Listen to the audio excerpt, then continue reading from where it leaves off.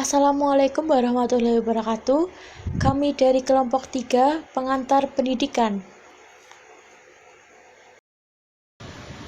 Teori behaviorisme.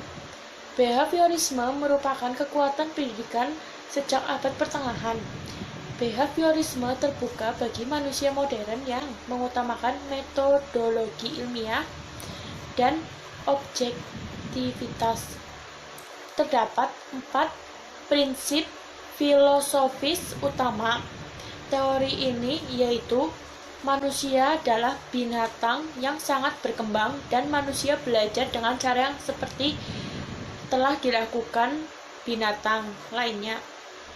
Pendidikan adalah proses perubahan perilaku. Peran guru adalah menciptakan lingkungan pembelajaran yang efektif, efisien, ekonomi, ketepatan, dan objektivitas merupakan perhatian utama. Pengertian belajar menurut teori behavioristik adalah perubahan tingkah laku sebagai akibat dari adanya reaksi antara stimulus dan respon. Seseorang dikatakan telah belajar sesuatu apabila ia mampu menunjukkan perubahan pada tingkah lakunya. Dalam proses pembelajaran, input ini bisa berupa alat peraga, gambar-gambar, atau cara-cara tertentu.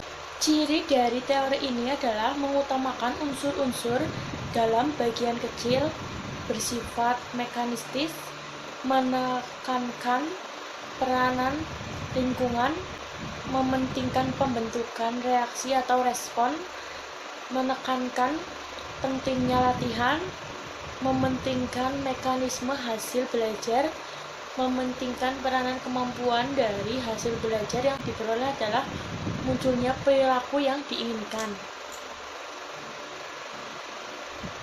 Pada teori belajar ini sering disebut SR.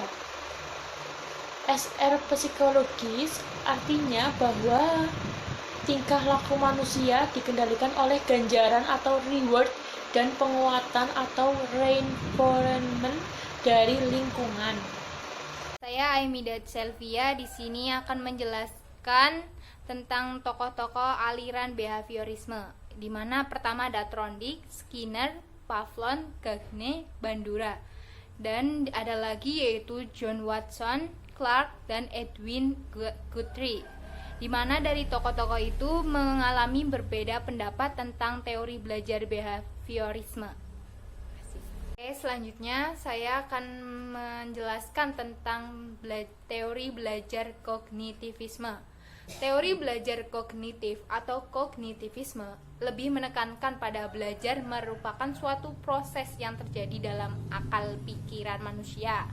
Pada dasarnya, belajar adalah suatu proses usaha yang melibatkan aktivitas mental yang terjadi dalam diri manusia sebagai akibat dari proses interaksi aktif dengan lingkungannya untuk memperoleh suatu perubahan dalam bentuk pengetahuan, pemahaman, tingkah laku, keterampilan, dan nilai sikap yang bersifat relatif dan berbekas.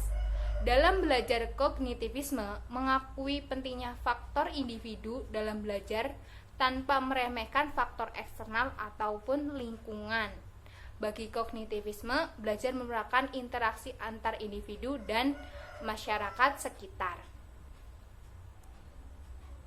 Oke, di samping itu, teori ini pun mengenal konsep bahwa belajar ialah hasil interaksi yang terus-menerus antara individu dan lingkungan melalui proses asimilasi dan akomodasi. Teori kognitivisme mengungkapkan bahwa belajar yang dilakukan individu adalah hasil interaksi mentalnya dengan lingkungan sekitar, sehingga menghasilkan perubahan pengetahuan atau tingkah laku. Dalam pembelajaran pada teori ini, dianjurkan untuk menggunakan media yang konkret karena anak-anak belum dapat berpikir secara abstrak. Ciri-ciri aliran kognitivisme. Yang pertama yaitu mementingkan apa yang ada dalam diri manusia. Yang kedua, mementingkan keseluruhan daripada bagian-bagian. Yang ketiga, mementingkan peranan kognitif. Yang keempat, mementingkan kondisi waktu sekarang. Yang kelima, mementingkan pembentukan struktur kognitif. Tokoh-tokoh aliran kognitivisme yang pertama yaitu Jean Piaget, yang kedua Jerome Bruner, yang ketiga Ausubel, yang keempat Robert M. Gagne. Tahap kognitivisme yang dilalui siswa dibagi menjadi 4. Yang pertama yaitu tahap sensori motor, yang kedua tahap pre-operasional, yang ketiga yaitu tahap operasional konkret, yang keempat tahap operasional formal. Kelebihan dan kelemahan teori kognitivisme. Kelebihannya yaitu menjadikan siswa lebih kreatif dan mandiri, membantu siswa memahami bahan belajar secara lebih mudah.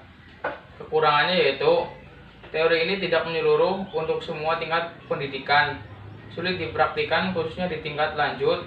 Beberapa prinsip seperti inteligensi sulit dipahami dan pemahamannya masih belum tuntas.